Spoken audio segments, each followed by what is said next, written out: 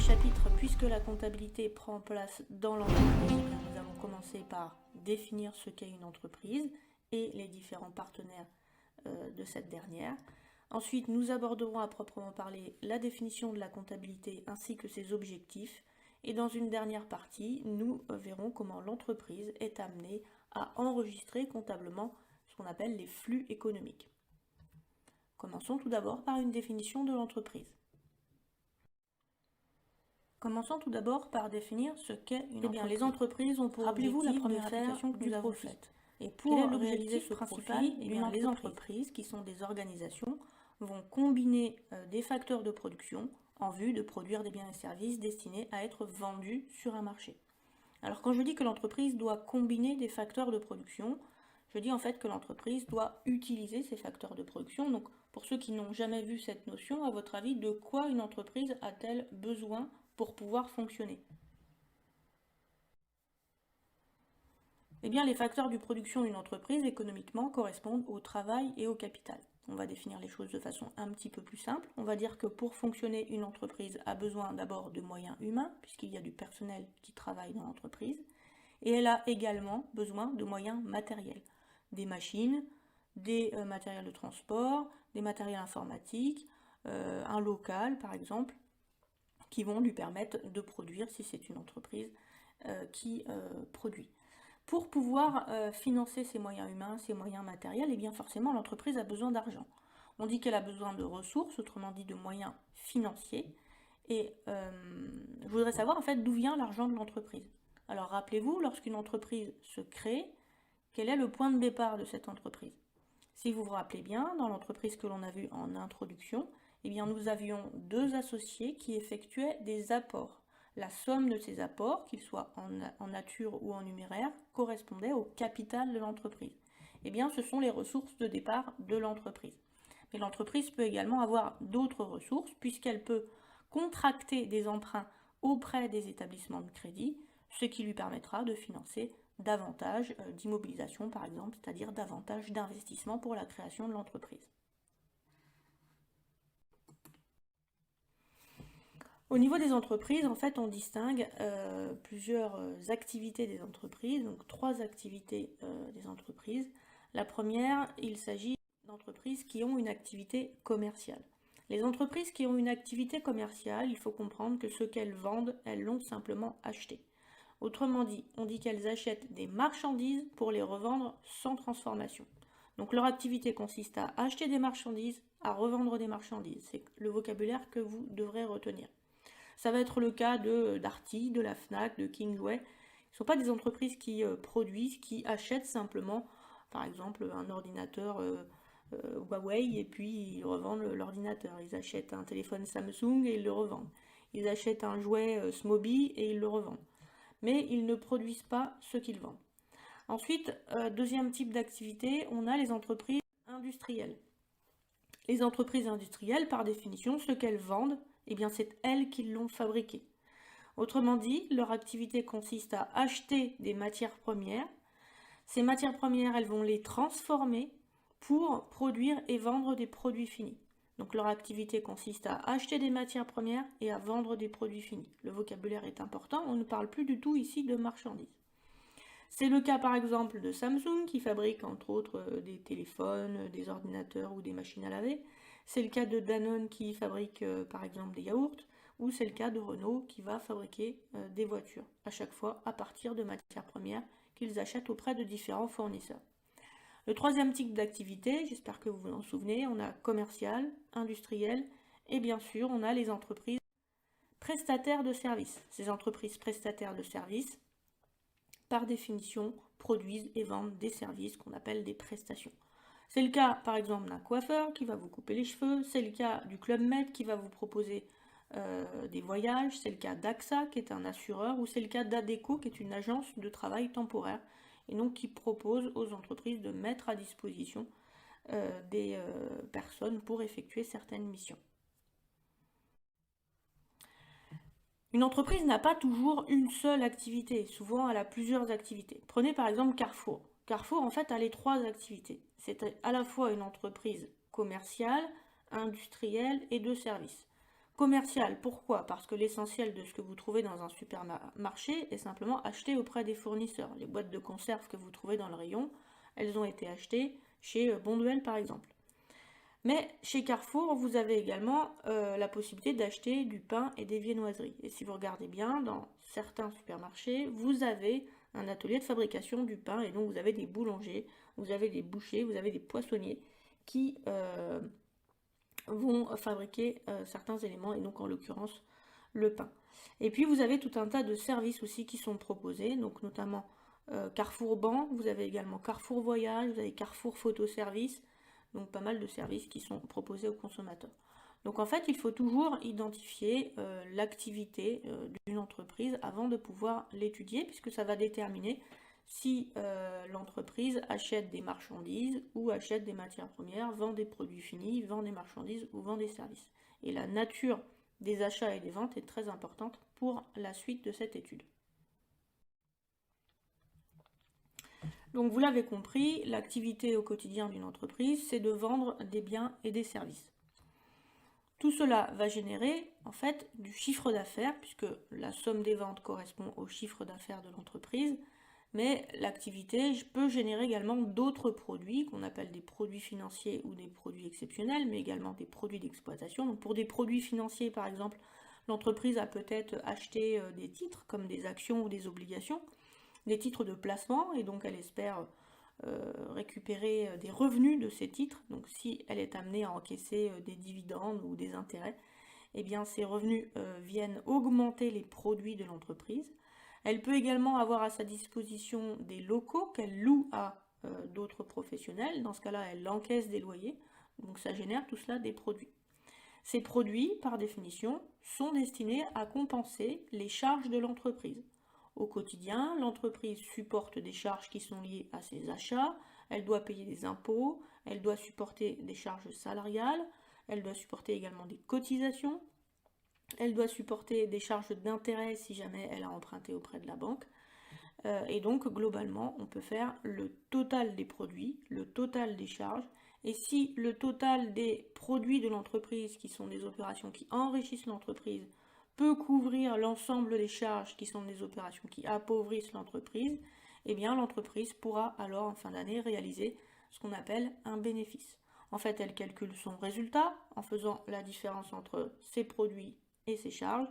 Le résultat, si possible, est positif, et dans ce cas-là, elle aura un bénéfice. Mais s'il y a plus de charges que de produits, alors on dit qu'elle génère une perte. Dans le cas où elle réalise un bénéfice, que fait-elle de son bénéfice? Eh bien, elle va commencer par en garder une partie, puisqu'il n'est pas forcément bon de récupérer l'ensemble du bénéfice et de tout donner au propriétaire de l'entreprise. Il faut en garder une partie dans l'entreprise qui va lui permettre de s'auto-financer, autrement dit, de financer sa future croissance en faisant par exemple des investissements. Mais elle va également financer son activité courante, autrement dit, racheter des marchandises ou des matières premières, ça va lui permettre de bien fonctionner. Et dans la mesure où elle a mis suffisamment de côté pour s'autofinancer, eh bien, elle pourra distribuer l'autre partie du bénéfice. À qui? Eh bien, aux propriétaires de l'entreprise, puisque ce sont eux qui ont fait des apports au départ, hein, ce sont eux qui font une prise de risque. Donc leur rémunération va se faire en prenant une part du bénéfice. On dit qu'on rémunère les capitaux apportés, ceci sous forme de dividendes. Hein. Ça, c'est la rémunération des apporteurs de capitaux. Une fois qu'on a compris ça, il faut voir que l'entreprise évolue dans un certain environnement. Elle a un environnement économique dans lequel il y a différents agents économiques qu'on appelle des partenaires. Et avec ces agents économiques au quotidien, eh bien, elle va échanger des biens, des services, elle va payer ses fournisseurs, elle va se faire payer par ses clients, elle va payer ses impôts. Donc au quotidien, en fait, les échanges que l'entreprise fait avec ses différents partenaires sont générateurs de flux économiques. Ce sont ces flux économiques que je voudrais que vous compreniez et que l'on va illustrer sur le schéma suivant. Considérons une entreprise industrielle. Si vous avez bien suivi, une entreprise industrielle, elle achète des matières premières, j'ai entendu votre réponse, hein, et elle revend des produits finis. Autrement dit, ce qu'elle vend, c'est elle qui l'a fabriqué. Donc on va considérer tout d'abord les opérations qu'elle fait avec ses clients, hein, qui sont des partenaires. Avec les clients, qu'est-ce qu'elle fait? Des achats ou des ventes? Eh bien, elle vend. Donc, lorsque l'on fait une vente, en fait, il va y avoir des échanges de flux économiques. En effet, il va y avoir des produits finis qui vont sortir de l'entreprise et aller vers le client, hein, c'est l'opération de vente. Mais en contrepartie, que va faire le client? Eh bien, le client va payer l'entreprise. Il paiera tout de suite ou il paiera plus tard selon que l'entreprise accorde un délai de paiement, mais il va y avoir un flux monétaire qui va rentrer dans l'entreprise. De l'autre côté, pour pouvoir vendre ses produits finis, en amont, l'entreprise a dû acheter auprès de ses fournisseurs. Qu'est-ce qu'elle a acheté? Elle a acheté des matières premières. Donc on se demande quelle est la nature de cet échange de flux. Eh bien, ce qui est rentré dans l'entreprise, ce sont les matières premières, justement, et en contrepartie, eh bien, l'entreprise a dû payer ses fournisseurs. On continue avec les autres partenaires. Alors vous avez certains échanges qui sont déjà notés sur votre polycopier, donc notez simplement ceux qui manquent. On continue avec les salariés. Les salariés de l'entreprise sont également ce que l'on considère comme des partenaires. Ils vont donner à l'entreprise leur force de travail, hein, c'est comme un service qui va être consommé par l'entreprise, et en contrepartie, l'entreprise va leur verser une rémunération. Ensuite, vous avez les différents organismes sociaux. Les organismes sociaux, eh bien, l'entreprise leur verse des cotisations. Elle verse ses propres cotisations qu'on appelle les cotisations patronales, mais également elle verse les cotisations salariales pour le compte des salariés. Et en contrepartie, eh bien, les organismes sociaux verseront des prestations aux membres de l'entreprise, donc en l'occurrence aux salariés de l'entreprise, si ces derniers se retrouvent malades par exemple. On continue avec les organismes de financement, ou plus simplement les banques, hein, on appelle ça des établissements de crédit d'une manière générale. Alors on peut faire différentes opérations avec ces organismes de financement, mais si on illustre certaines d'entre elles, il peut y avoir dans un premier temps des services bancaires qui sont consommés par l'entreprise. Donc par exemple, quand une banque met à disposition d'une entreprise une carte bleue, eh bien c'est un service qu'elle lui rend, qui est consommé par l'entreprise. C'est pour ça que la flèche rentre dans l'entreprise, c'est un flux de services. Elle peut également accorder des prêts à l'entreprise. Dans ces cas-là, on dit que l'entreprise fait un emprunt, donc c'est de l'argent dans ces cas-là qui rentre. Et en contrepartie, eh bien, l'entreprise va être amenée à rembourser ses prêts, donc ça va être de l'argent qui sort et qui retourne vers la banque, et on va lui facturer des frais de gestion, donc frais de gestion de son compte en banque. Donc généralement, ce sont des flux monétaires qui retournent vers la banque. Tout en haut, ensuite, vous avez l'État. Donc l'État, l'entreprise est tenue de lui verser des impôts, parce que si elle ne verse pas ses impôts, eh bien, elle n'a pas le droit d'exercer en fait son activité. Donc en fait, il y a des impôts et taxes qui sont versés à l'État, et en contrepartie, donc on a en premier lieu le droit d'exercer son activité, même si je ne l'ai pas marqué, mais indirectement, l'entreprise bénéficie de différentes infrastructures et services qui sont proposés par l'État, donc des routes par exemple, du fait que l'État prend à sa charge l'enseignement. Donc vous, par exemple, vous allez être bien formé grâce à l'enseignement supérieur qui est financé par l'État. Et puis de façon ponctuelle ou de façon plus directe, l'entreprise peut bénéficier parfois de subventions qui sont des aides financières accordées. Donc ça a été le cas par exemple pendant la période du Covid. Et enfin, les derniers partenaires qui sont les propriétaires de l'entreprise, qu'on appelle les apporteurs de capitaux. Donc c'est avec eux qu'il y a la première opération en règle générale de l'entreprise. Ces apporteurs de capitaux au départ réalisent des apports pour l'entreprise, donc apports en nature ou apports en numéraire qui sont des apports en argent. Et en contrepartie de ces apports, ils reçoivent en fin d'année, rappelez-moi le mot, ils reçoivent des dividendes qui correspondent à une partie du bénéfice réalisé par l'entreprise. Évidemment, si l'entreprise fait des bénéfices, il y a des dividendes. Si elle ne fait pas de bénéfices, alors il n'y a pas de dividendes.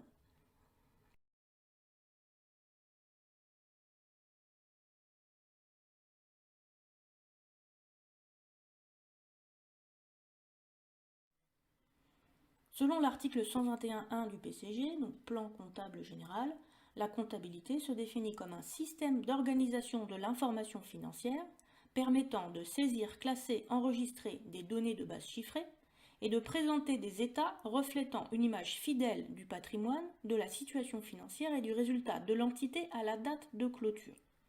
Commentons cette définition. On dit tout d'abord que la comptabilité est un système d'organisation de l'information. En fait, l'entreprise doit systématiquement récolter des informations et organiser ces informations selon certaines règles. Ces règles sont contenues essentiellement dans le plan comptable général. Donc l'entreprise devra, pour sa comptabilité, respecter systématiquement les principes et les obligations du PCG. Par ailleurs, on vous dit que l'entreprise doit saisir, classer, enregistrer les données de base chiffrées. Je vous ai dit tout à l'heure que lorsque l'entreprise faisait différents échanges avec ses partenaires, eh bien cela donnait naissance à des pièces comptables, des factures, des bulletins de salaire. Eh bien, à chaque fois qu'il y a une pièce comptable, l'entreprise va avoir pour obligation de la saisir dans sa comptabilité, de la classer ensuite au niveau de l'archivage, et ça va lui permettre d'enregistrer ces informations dans son système d'information. Enfin, on vous dit que l'entreprise a pour objectif de présenter des états, ces états financiers que l'entreprise doit présenter. Il s'agit tout d'abord du bilan, qui va présenter un état du patrimoine de l'entreprise à une date donnée. Le patrimoine de l'entreprise, c'est ce qu'elle possède et ce qu'elle doit également. Donc par exemple, elle possède des machines, elle possède des matériels de transport, elle possède des stocks, elle possède des créances, elle possède aussi de l'argent sur son compte en banque, et elle doit de l'argent à ses fournisseurs, elle doit de l'argent aux banques, et elle doit également, à très long terme, le capital de l'entreprise, puisque si l'entreprise est amenée à fermer ses portes, on serait amené à rembourser ce capital au propriétaire de l'entreprise. Donc le bilan présente le patrimoine à une date donnée, qui est la date en fait de clôture de l'exercice, sachant qu'on doit présenter un bilan une fois tous les 12 mois et un exercice comptable à une période de 12 mois. Donc cet exercice comptable peut correspondre à l'année civile, donc il peut commencer le 1er janvier et finir le 31 décembre, ou il peut tout aussi bien commencer le 1er septembre et finir le 31 août. Ça dépend des entreprises. Le deuxième document comptable que l'entreprise doit établir, il s'agit du compte de résultat. Comme son nom l'indique, c'est un document qui va permettre de calculer le résultat de l'entreprise et qui va expliquer la formation du résultat pour une année entière. Il s'agit soit d'un bénéfice, soit d'une perte. Et si vous regardez bien, j'ai présenté un petit film à côté au niveau du logo. En fait, on dit que le bilan représente une photographie de ce que possède et de ce que doit l'entreprise à une date donnée, alors que le compte de résultat va retracer ce qui a permis de former le résultat pendant l'année. D'où le petit film que vous avez à côté. Le troisième document s'appelle l'annexe. C'est un document qui a pour vocation de compléter l'information du bilan et du compte de résultat et qu'on verra en cours d'année. Pour l'instant, on va se centrer sur les deux premiers. Donc ces trois documents s'appellent les documents de synthèse ou les états financiers. Ils sont systématiquement établis à la clôture de l'exercice, c'est-à-dire tous les ans. Voyons maintenant les objectifs qui sont reconnus à la comptabilité financière. On dit que la comptabilité financière constitue un moyen d'information principalement orienté vers l'information des utilisateurs externes. En effet, même si l'information comptable sert aux dirigeants de l'entreprise pour évaluer notamment les décisions de gestion qu'ils ont prises au cours de l'exercice, en fait la comptabilité a la particularité d'être transmise aux tiers puisque les comptes vont être déposés et vont pouvoir être visibles par les utilisateurs externes. Donc par exemple, les actionnaires et les associés, que ce soit ceux qui sont actuels ou les potentiels, ceux qui voudraient rentrer dans le capital de l'entreprise, eh bien le fait de pouvoir consulter le bilan et le compte de résultat, ça va leur permettre de connaître l'état de santé de l'entreprise pour évaluer par exemple le montant de leurs futurs dividendes. Ça va leur permettre éventuellement de décider d'investir ou de se retirer du capital de l'entreprise. Pour les fournisseurs, regarder le bilan et le compte de résultat d'une entreprise avec qui on se lie, ça va permettre de connaître la solvabilité de l'entreprise, c'est-à-dire la capacité que va avoir l'entreprise à payer ses dettes. Or, pour les fournisseurs, forcément, c'est important de se faire payer. A l'inverse, le client, lui, ce qui l'intéresse, c'est d'être livré.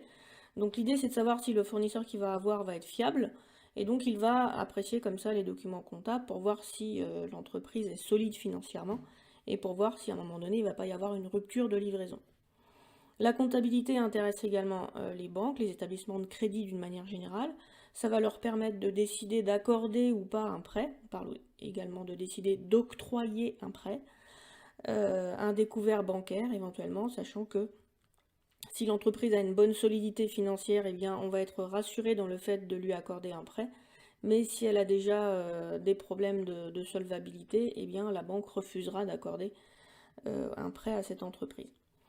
Ensuite, il y a également l'État et l'administration fiscale d'une manière générale qui est intéressée par la comptabilité, puisque le calcul notamment du résultat de l'entreprise ou la détermination du chiffre d'affaires va lui permettre de déterminer le montant des différents impôts et taxes que l'entreprise doit verser au trésor public, donc elle va pouvoir ainsi vérifier l'exactitude des sommes versées. Et puis il y a également le comité d'entreprise et les salariés qui vont pouvoir, sur la base des documents comptables qui montrent l'état de santé de l'entreprise, négocier pourquoi pas des augmentations de salaire, des primes, évaluer le montant de la participation. La participation, en fait, c'est une partie des bénéfices de l'entreprise qui est reversée aux salariés de l'entreprise. Ça peut représenter une somme assez importante pour les salariés et c'est versé dès lors que l'entreprise fait du bénéfice. C'est obligatoire dans les entreprises de plus de 50 salariés. Donc ça peut être simplement 1 000 € par an, mais ça peut représenter 4 000 ou 5 000 € par salarié dans des entreprises qui font beaucoup de bénéfices. Et puis, dans le cas où l'entreprise va mal, effectivement, les documents comptables peuvent permettre d'anticiper ces difficultés et de prévoir éventuellement des plans de licenciement économique. Donc même si la comptabilité sert en interne aux dirigeants, en fait, vu que ces documents vont pouvoir être consultés, eh bien, ça sert à tout un tas d'utilisateurs externes. Au-delà de ce rôle d'information, la comptabilité sert également de moyen de preuve et de moyen de contrôle. Moyen de preuve car la comptabilité est reconnue comme preuve en cas de litige entre commerçants ou vis-à-vis de l'administration fiscale. Et c'est un moyen de contrôle puisque grâce à la comptabilité, on peut vérifier l'exactitude des sommes versées par une entreprise. Donc par exemple, les entreprises doivent reverser généralement tous les mois un montant de TVA à l'État. Eh bien l'État peut vérifier les ventes et les achats et en vérifiant ainsi le montant de la TVA.